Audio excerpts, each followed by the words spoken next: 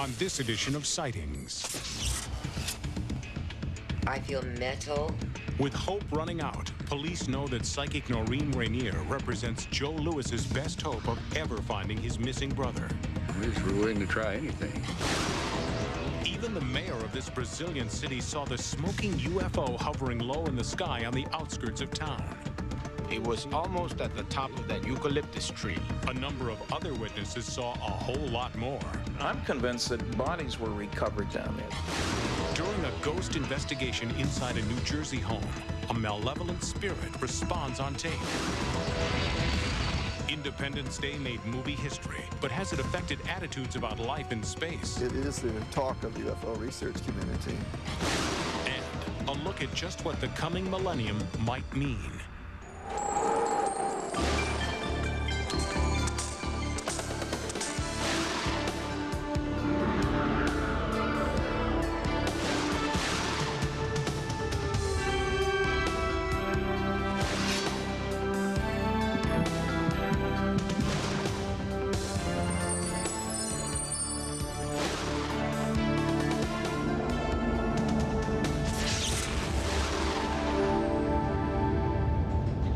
Welcome to Sightings. I'm Tim White. In 1995, Sightings answered a plea for help from a family in Piscataway, New Jersey, who felt that they were being haunted by negative energy inside their home. A Sightings team conducted a thorough investigation. But since the 2 visits to the house, the haunting activity has only gotten worse. The family is still desperate for help. They want the evil spirits out.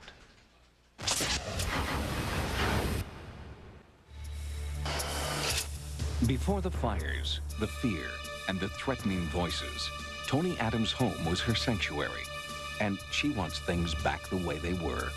I just want answers to why these spirits are here and to help them move out of here. Tony's not worried for herself, but for granddaughter Alyssa. Tony believes the 3-year-old is a medium for supernatural forces that speak to the child through the TV. And now there is a new baby in the house. It's been going on for too long, and the intensity that it is at this point could harm the babies. The entire family is unnerved by the strange messages that Alyssa says are coming from the monsters in the TV. They could have shrugged it off as childhood fantasy, Tony says, were it not for the spontaneous fires, episodes of psychokinesis the entire family claims to have seen, and a chilling blue fog in the middle of summer. It's unnerving at times, when you feel them right over you. It seems nothing has changed since Sightings' first visit at the Adams home in 1995. I would say, Alyssa, who are you talking to? She'd say, Bobby. And I'd say, where is Bobby? And then she would point to him. She would say, Susie. Susie's coming, you know? And Bobby's bad. She seems to be a conduit. During Sightings' original investigation, paranormal researcher Al Rober attempted to record the voices of Bobby and Susie on audio tape. It was a long shot, but Rober did record 2 distinctly different human-like sounds. The first voice was a female voice, and she comes on the tape saying he's coming upstairs. And a little farther in the tape, there was a very sinister sounding male voice saying the baby is staying, as if he was demanding the baby is staying. Are you upset that Amanda's leaving?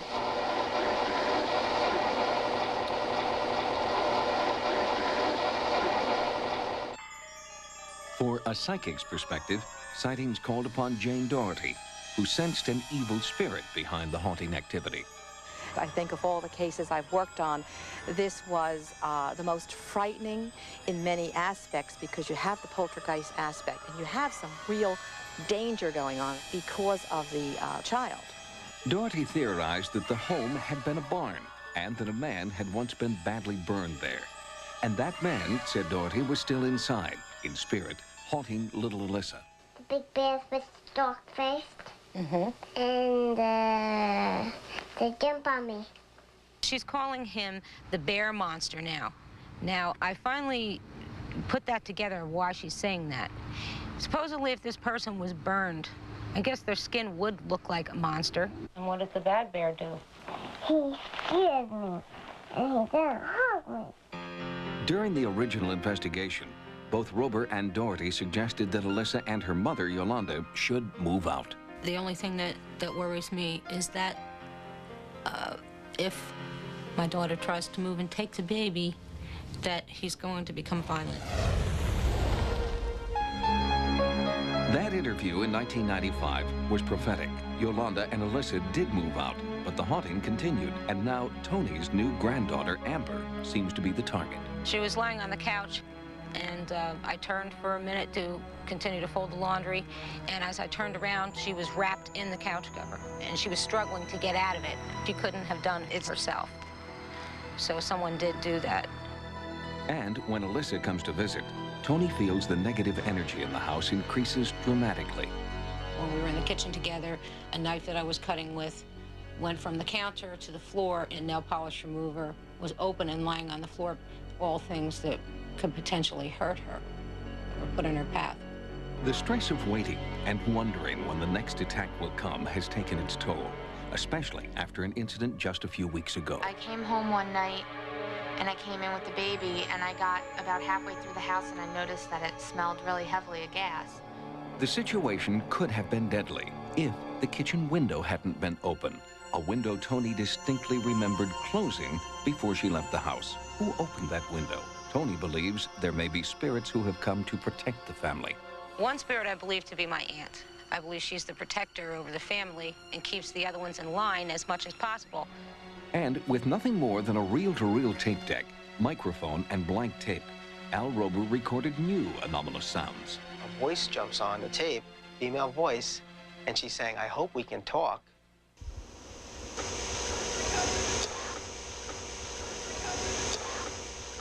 Farther into the tape, Tony is talking about her aunt who had passed on. And she finishes the statement, and a voice comes on and says, "Take care." Do you recognize any of those voices? Yes. Which one, or which ones?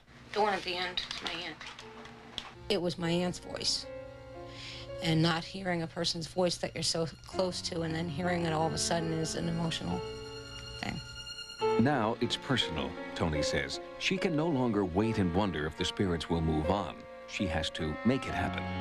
My greatest hope at this point is to be able to allow my aunt to move on and for the other spirits to be at rest and go where they're supposed to, because they don't belong here. Tony Adams believed that the haunting activity might go away if she could communicate with the spirits she believed were haunting her family. She wanted a psychic to help and specifically asked for Peter James. Sightings helped bring the two together, and we'll have Peter's findings next in part 2 of this report.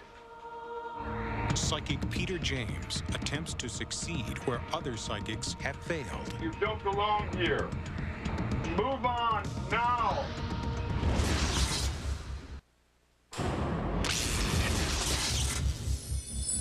More than 5 times now, paranormal investigators have recorded inexplicable noises and strange voices inside the New Jersey home of Tony Adams and her family.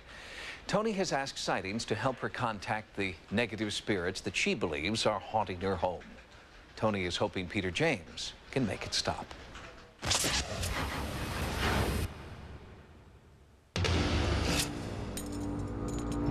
Despite 2 previous sightings investigations, unexplained haunting activity continues to plague Tony Adams, her daughters, and granddaughters. I was lying in bed the other night, and I saw a white mist on one side of the bed and one on the other side of the bed.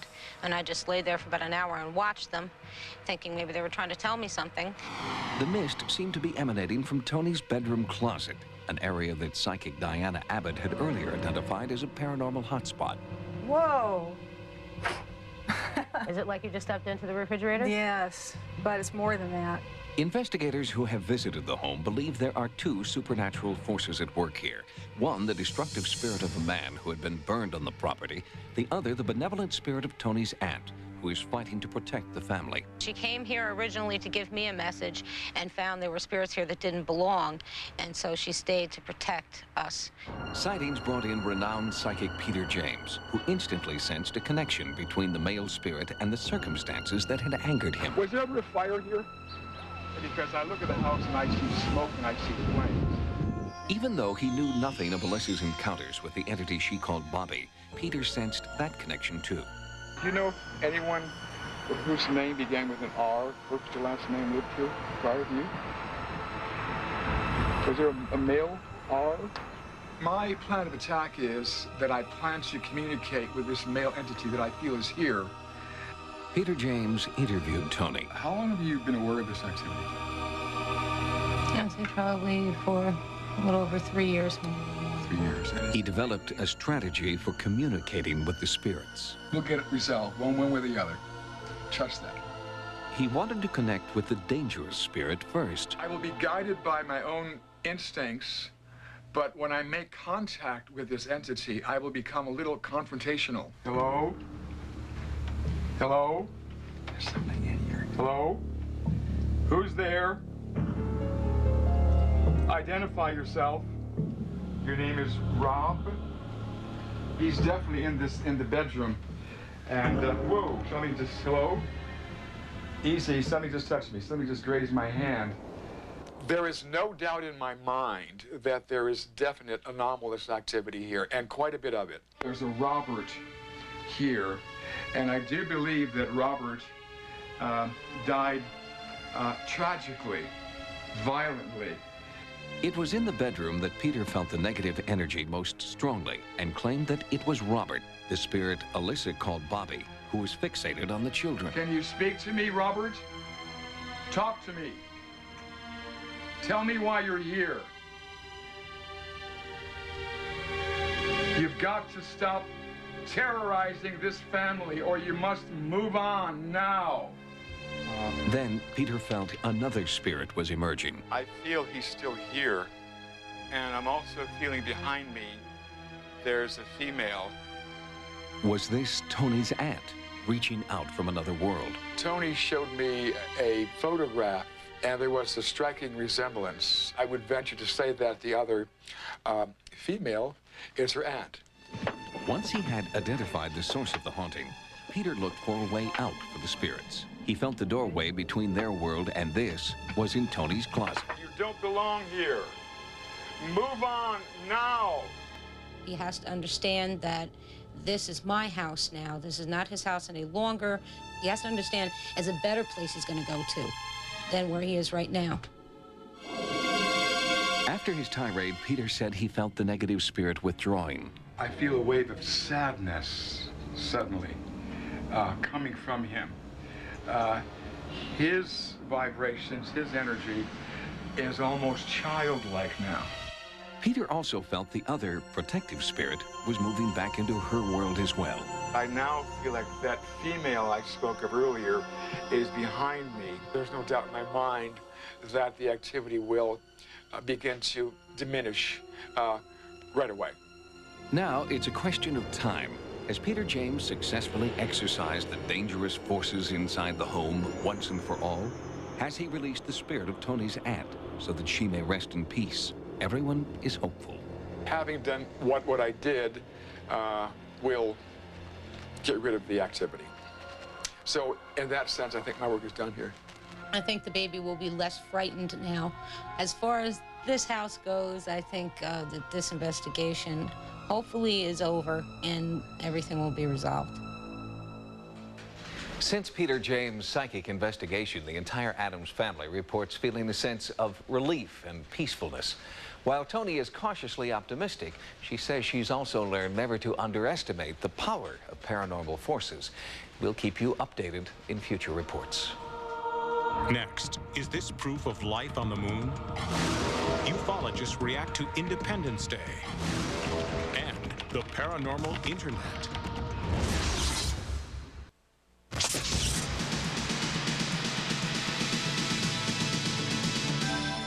Here are some of the stories Sightings is following in the news. Richard C. Hoagland, world famous for his interpretation of seemingly man-made structures on the surface of Mars, has expanded his research to include another celestial body, the moon. At a recent news conference in Washington, D.C., planetary researcher Richard C. Hoagland presented what he considers to be proof of ancient artificial monuments on the moon.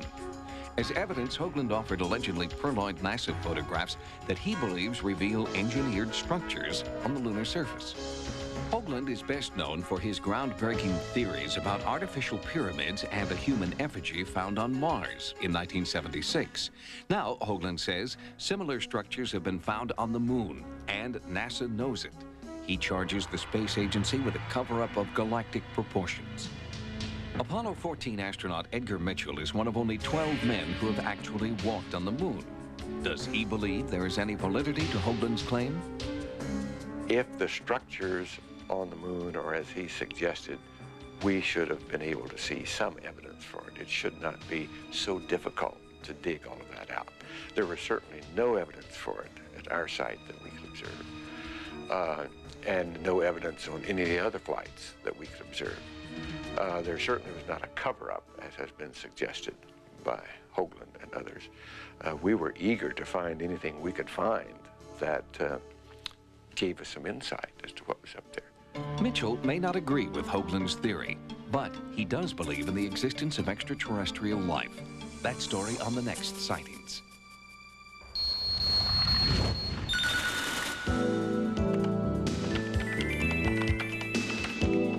From cyberspace, everything you always wanted to know about the paranormal, and you don't have to be afraid to ask. The World Wide Web now has tens of thousands of sites dedicated to everything from directions to the black mailbox at Area 51 to newly declassified government documents to the best way to treat a vampire bite.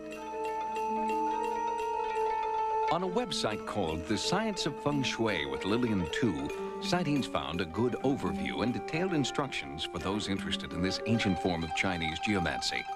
Lillian Tu is a Harvard-educated writer whose books on feng shui are bestsellers in Asia.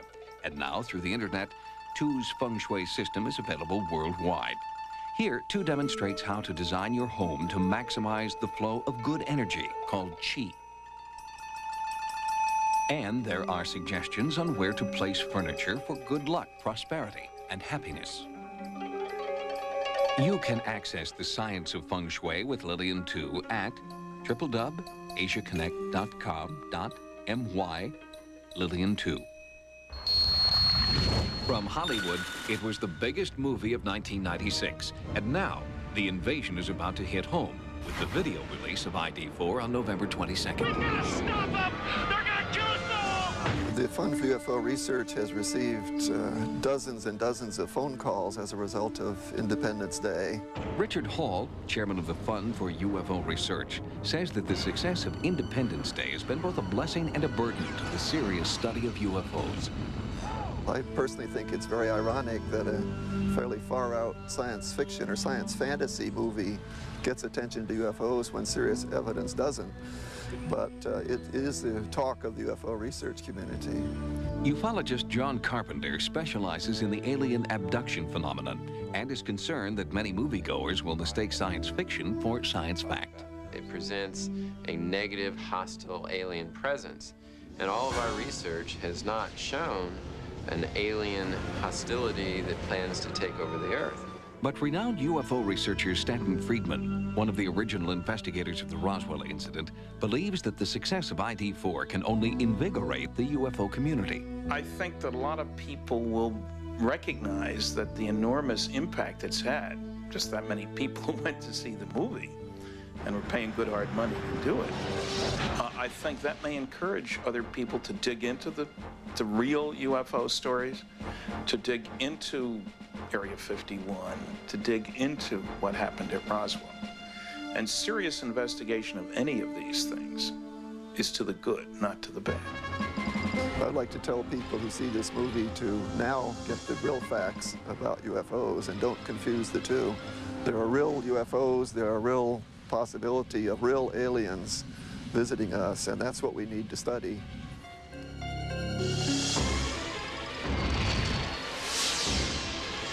That what I call a close encounter.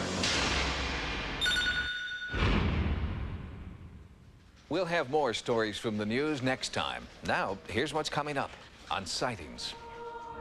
Can this psychic lead police to a man who's been missing for 2 years? I'm driving for a short distance, and then something happens, and I see him in the air. And was there a UFO cover-up in Brazil?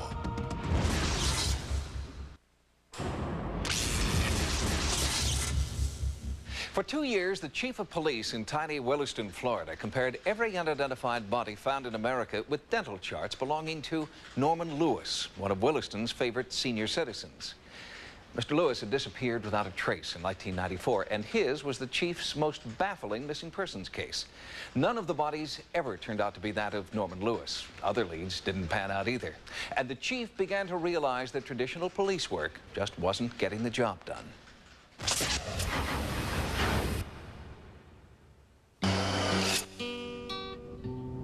Williston, Florida is the kind of town where everybody knows about everybody else. And everybody knew that 76-year-old Norman Lewis was retired, an avid outdoorsman, and a little bit unpredictable. It wasn't unusual for him to just grab his fishing pole, jump into his pickup truck, and take off.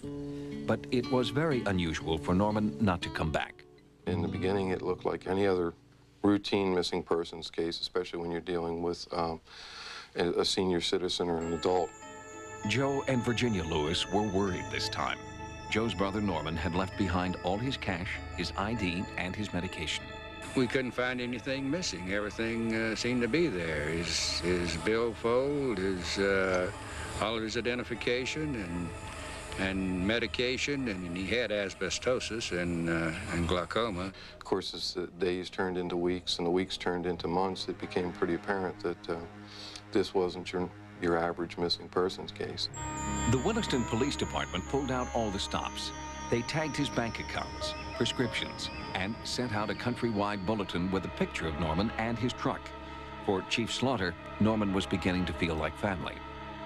I see the family every week. I see his brother Joe and his sister-in-law Virginia, and we'd be passing on the street or in the same restaurant. And although they knew that I'd tell them the minute we had any news, every time I faced them, I could see that searching look in their eyes, like, is there some information for us? Is there some news, And it's really tough when you're that close to people, when you're a small-town police chief, and they're looking to you for the answers, and you don't have them. Why did Norman disappear? He didn't have any enemies. He wasn't carrying anything valuable. He was alert, and he knew the woods like the back of his hand.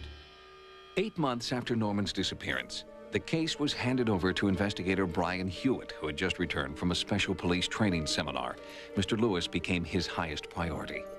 Hewitt started over from the beginning, re-interviewing everyone who had had any contact with Norman. Early on, the investigator began to feel that Norman's truck might be the key to unlocking the case. Find the truck, find Norman Lewis. People would call in thinking that they possibly had seen him or the truck, and then I'd track that down, and another dead end.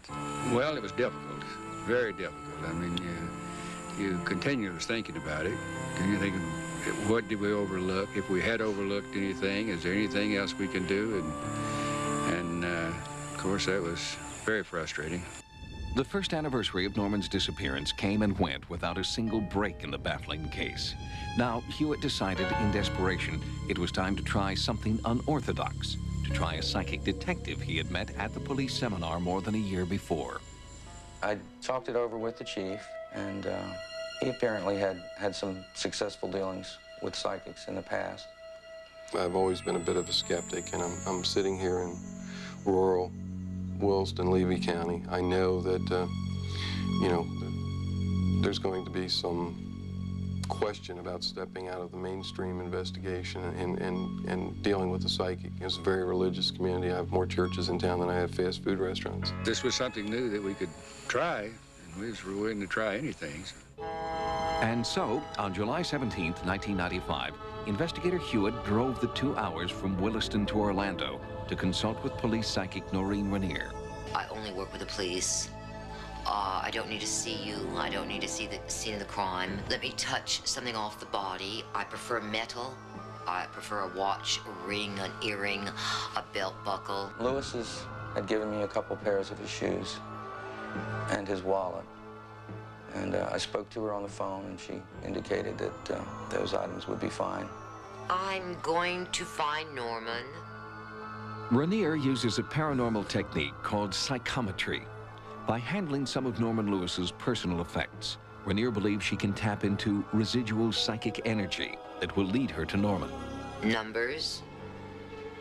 21. I feel miles. She gave us the numbers 45, 21, and 22. I remember those three specifically. I see brick. Don't know what it's associated with, but I just feel the brick very strong. It appears to be a bridge. I feel metal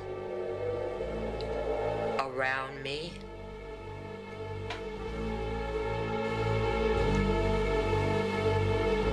I feel plants.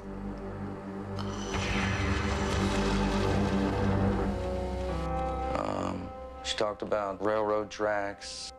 I'm driving for a short distance, and then something happens, and I see him in the air going downward. Should be very simple. There's railroad tracks, the bricks, there's a bridge. I'm seeing from above, and it looks like there's branches or trees or something below there. Investigator Hewitt put all of Rainier's clues together, used some gut instinct of his own, and came up with one word: quarry. He was spending a lot of time, I think, going out and checking the quarries or lime rock pits to see if he could get the one that seemed more logical. And he was, I don't know what all he was doing, bless his heart. He'd be out there in the brambles and whatever. It's a wonder he didn't get hurt himself. I walked around probably 30 quarries, climbed up and down cliffs, and cut my way through growth, and it was quite an adventure. Once I determined that 80% of the elements that she mentioned were in that location, I was pretty much convinced that that was the spot. Brian Hewitt put his hunch on the line. He convinced Chief Slaughter that it was time to call in a Sheriff's Department dive team to search for Norman Lewis and his truck.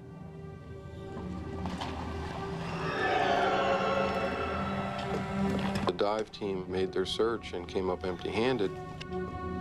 A lot of people, and maybe even myself included, would have said, all right, we tried, but Brian wasn't that way. He said, look, I know I know we've got the right spot, but we're just not using the right techniques.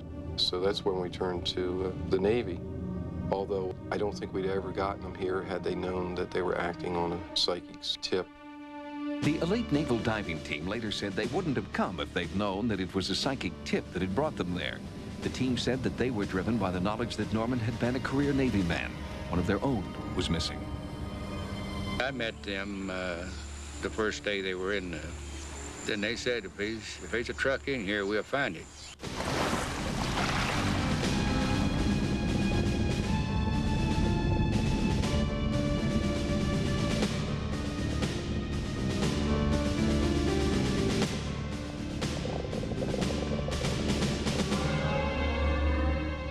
When we just found the vehicle, Joe was there. Joe was up on a cliff. And that's when Brian came up and told us that they'd found the truck. And I asked him, I said, is he in it? And he said, yeah. It was a sad day because, you know, obviously Norman was deceased, but on the upside, it was, you know, finally over, get a good, decent burial, and the family could go on with their lives, and we could kind of close it out and basically go on with ours.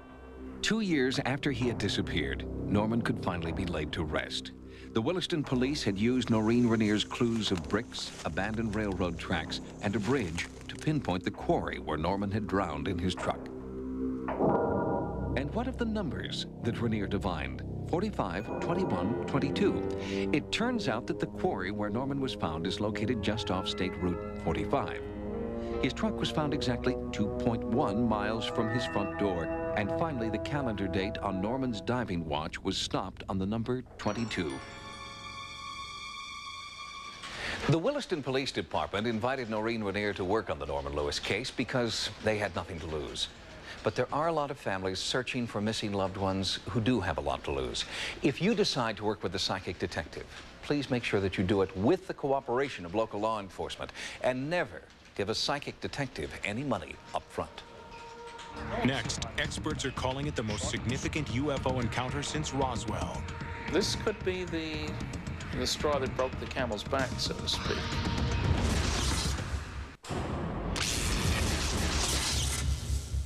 Flying saucers, reports of alien bodies at the scene, a government cover-up of monumental proportions.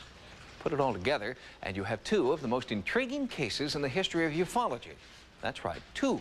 Obviously, the Roswell incident of 1947 is one, but there is another almost identical case, and it's happening right now in Brazil.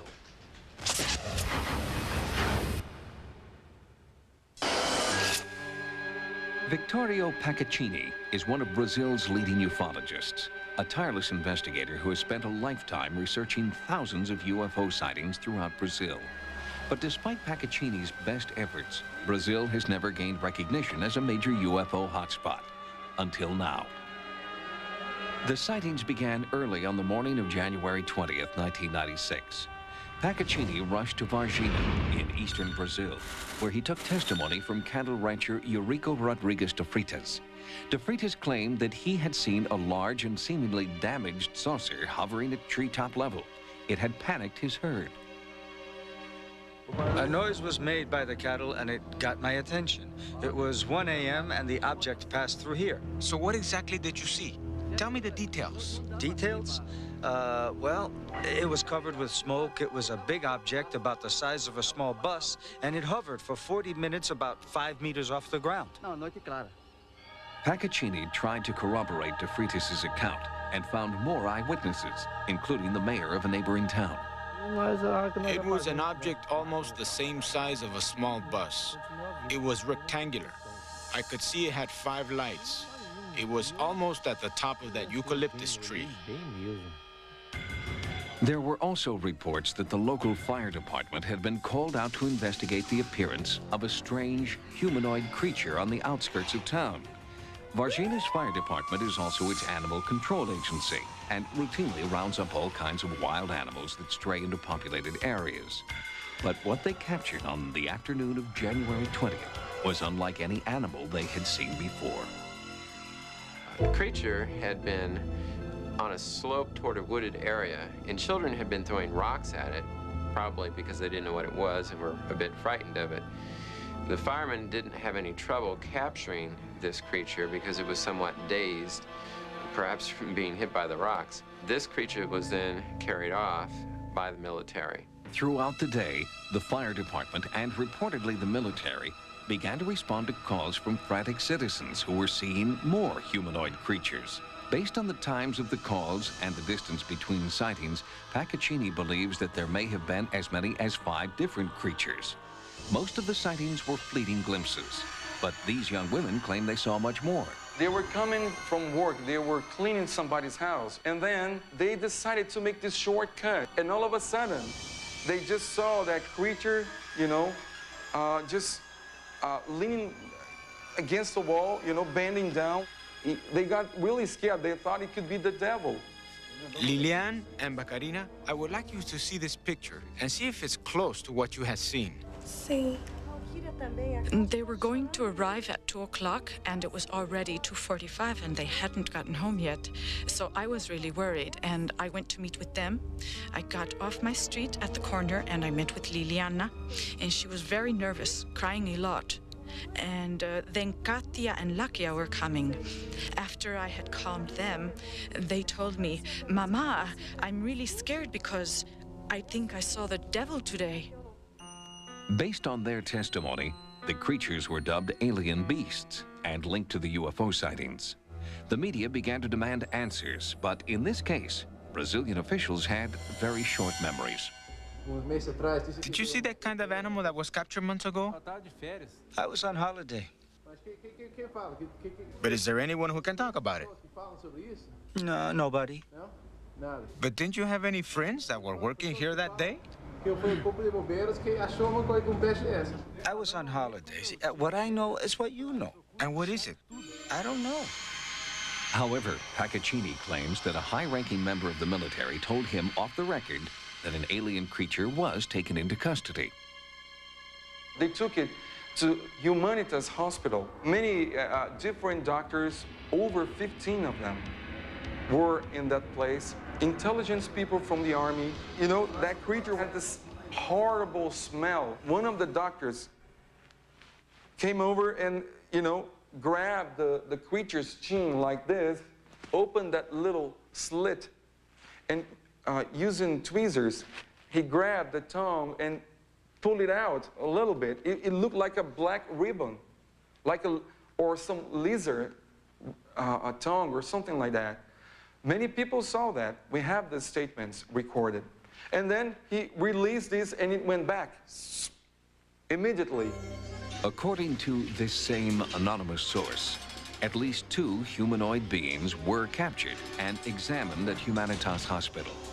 They both died a short time later while in military custody. Paccaccini claims his source told him that Brazil was not the only government with an intense interest in the creatures. One of the military witnesses indicated that the United States government not only alerted the Brazilian military that this object was coming down, but that several American officials had showed up and were on the scene to help direct the process secretly. I was quite impressed with the depth of investigation done by Mr. Paccaccini. Nuclear physicist Stanton Friedman was one of the original investigators of the Roswell incident.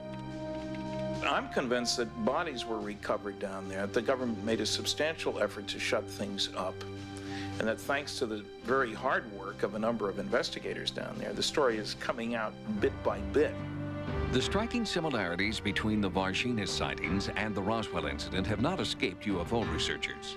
Information on Brazil is all over the internet, and this time ufologists vow proof of extraterrestrial contact won't slip through the World Wide Web. This is a very big story. It's recent, a lot of people involved, medical, military, some serious investigation, the press has gotten involved. This could be the straw that broke the camel's back, so to speak. Since our investigative team in Brazil filed this report, UFO sightings have increased dramatically. There has also been another sighting of a so-called alien spotted in a wooded area near Varginha. Sightings will bring you more information on the UFO activity in Brazil on future programs. Next, on December 31st, 1999, the world will discover what a difference a day makes. Are you ready for the next millennium?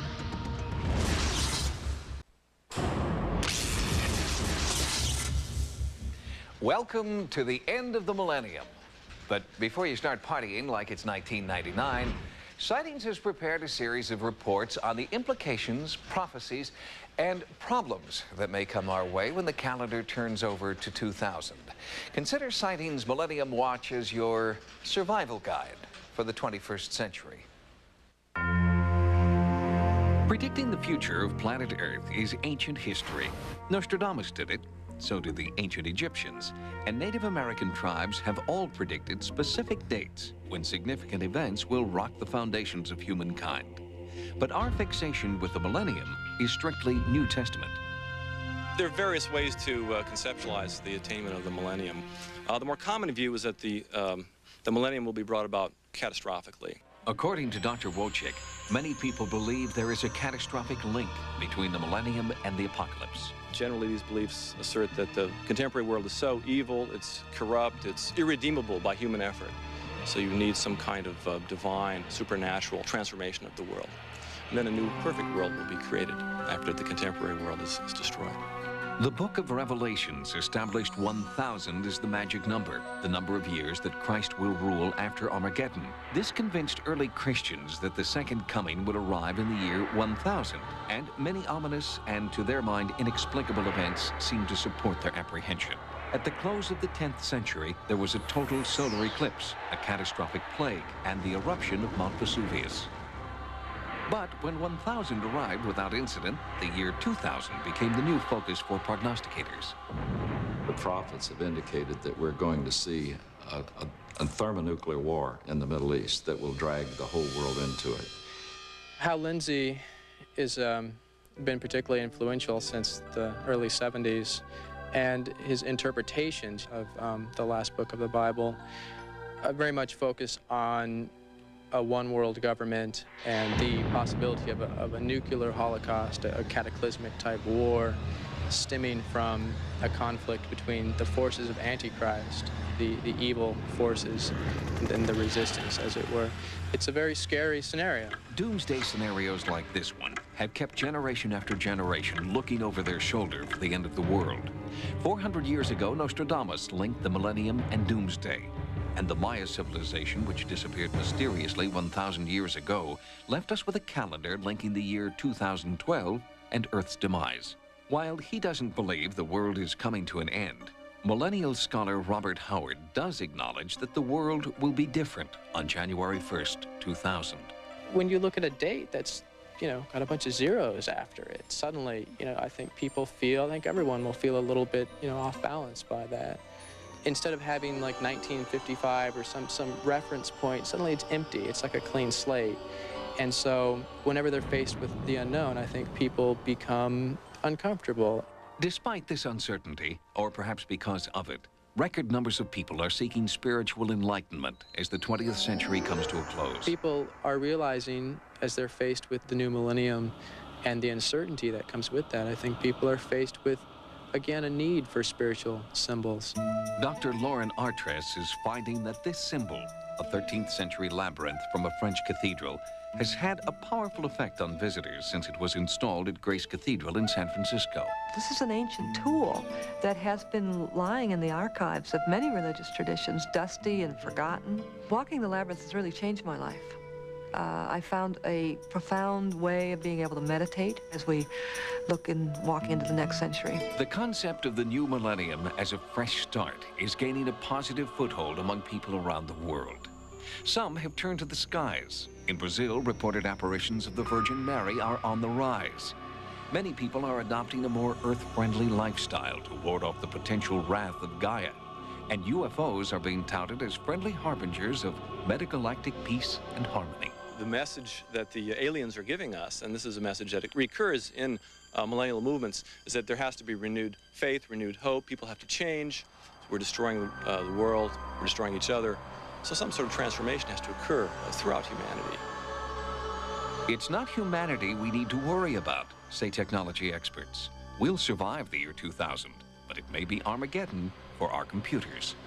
People are predicting maybe 90% of computer software and hardware will not be able to handle the 2000 date. There is the potential for there to be massive system-wide failures. Your web browser to your bank account could all become part of a massive computer crash. Other scientists warn that this techno-disaster pales in comparison to what will happen on May 5th, 2000, when a rare planetary alignment could trigger global catastrophe. The loss of life is going to be tremendous, with land sinking and rising and tsunami and great storms as a result of all of these things. Volcanoes will be going off that have been quiescent for thousands of years. But for every doomsayer, there is someone espousing a positive outlook for the next millennium.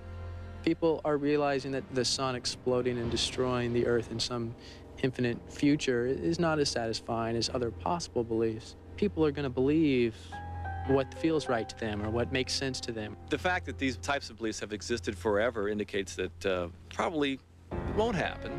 The world's not going to end the year 2000. There's so many conflicting apocalyptic traditions. Not all of them can be right, I guess.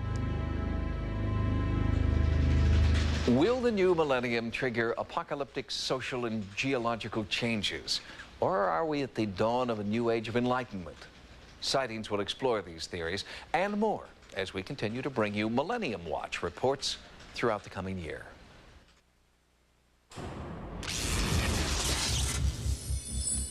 If you've had a paranormal experience, please write to us at Sightings. Sightings can also be contacted at America Online at keyword Sightings. Download images, sounds, and QuickTime clips from Sightings episodes. On the internet, access information about sightings and the paranormal at sci-fi.com/sightings. Until next time, remember, no mystery is closed to an open mind. For Sightings, I'm Tim White. Next on Sci-Fi, Dark Shadows.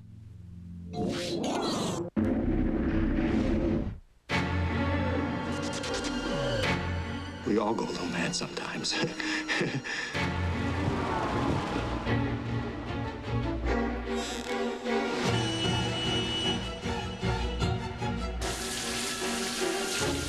Vince Vaughn is Norman Bates in Gus Van Sant's shot-for-shot remake of the greatest thriller of all time.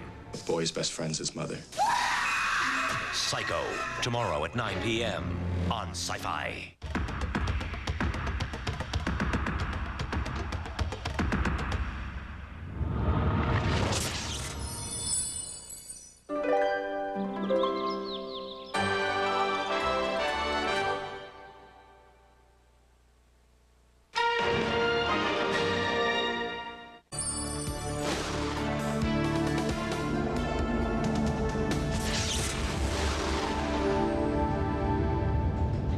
Welcome to Sightings. I'm Tim White. In 1995, Sightings answered a plea for help from a family in Piscataway, New Jersey, who felt that they were being haunted by negative energy inside their home. A Sightings team conducted a thorough investigation, but since the 2 visits to the house, the haunting activity has only gotten worse. The family is still desperate for help. They want the evil spirits out.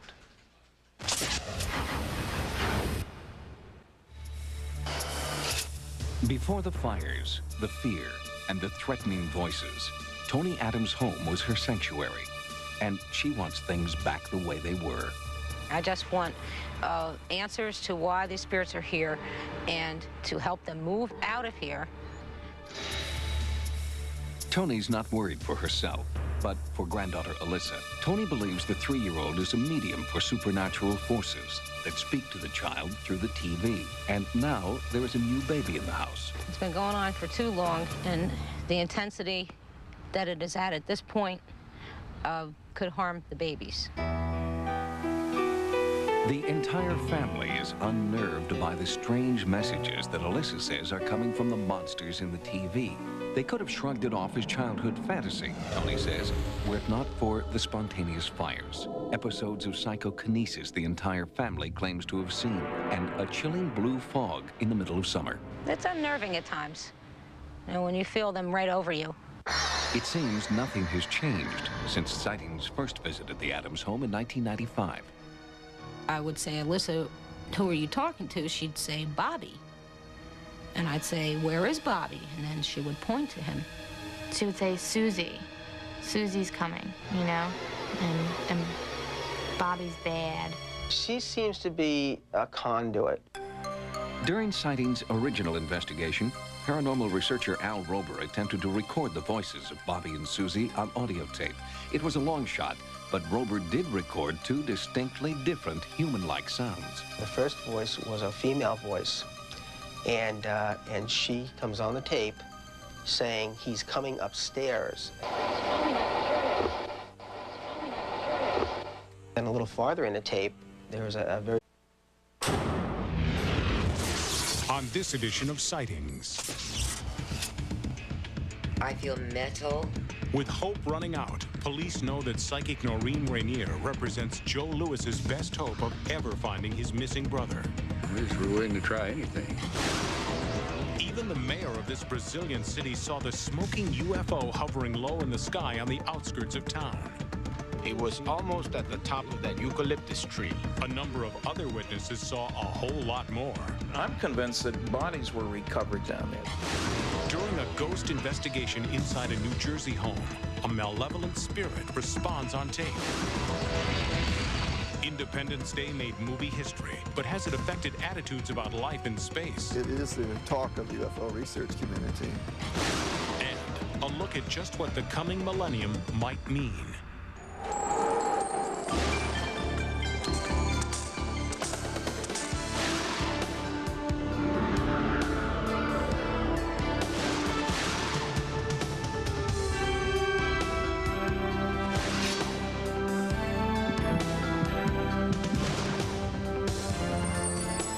The very sinister sounding male voice saying the baby is staying, as if he was demanding the baby is staying. Are you upset that Amanda's leaving?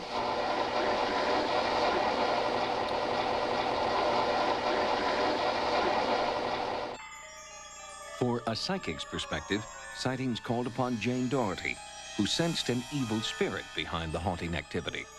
I think of all the cases I've worked on, this was the most frightening in many aspects because you have the poltergeist aspect and you have some real danger going on because of the child. Doherty theorized that the home had been a barn and that a man had once been badly burned there. And that man, said Doherty, was still inside, in spirit, haunting little Alyssa. The big bears with dark-faced. And they jump on me. She's calling him the bear monster now. Now, I finally put that together, why she's saying that. Supposedly, if this person was burned, I guess their skin would look like a monster. And what did the bad bear do? He scared me, and he didn't hug me. During the original investigation, both Rober and Doherty suggested that Alyssa and her mother, Yolanda, should move out. The only thing that worries me is that if my daughter tries to move and take the baby, that he's going to become violent. That interview in 1995 was prophetic. Yolanda and Alyssa did move out, but the haunting continued, and now Tony's new granddaughter, Amber, seems to be the target. She was lying on the couch, and I turned for a minute to continue to fold the laundry, and as I turned around, she was wrapped in the couch cover, and she was struggling to get out of it. She couldn't have done it herself, so someone did do that. And when Alyssa comes to visit, Tony feels the negative energy in the house increases dramatically. When we were in the kitchen together, a knife that I was cutting with went from the counter to the floor, and nail polish remover was open and lying on the floor, all things that could potentially hurt her or put in her path. The stress of waiting and wondering when the next attack will come has taken its toll, especially after an incident just a few weeks ago. I came home one night and I came in with the baby and I got about halfway through the house and I noticed that it smelled really heavily again.